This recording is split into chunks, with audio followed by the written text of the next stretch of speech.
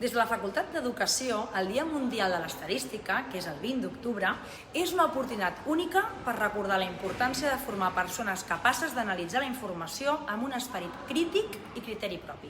En un món cada cop més digitalitzat, on la intel·ligència artificial genera i processa volums immensos de dades, l'alfabetització estadística és més que essencial. Entendre, per exemple, com es recullen, com s'analitzen, com es presenten aquestes dades, ens permet un millor ús de les tecnologies i, sobretot, també prendre decisions informades.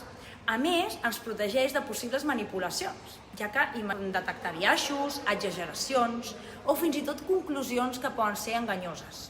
D'aquesta manera, l'estadística esdevé, en aquest context, una competència transversal que ens ajuda a pensar amb rigor, a qüestionar-nos els resultats i fins i tot actuar amb responsabilitat.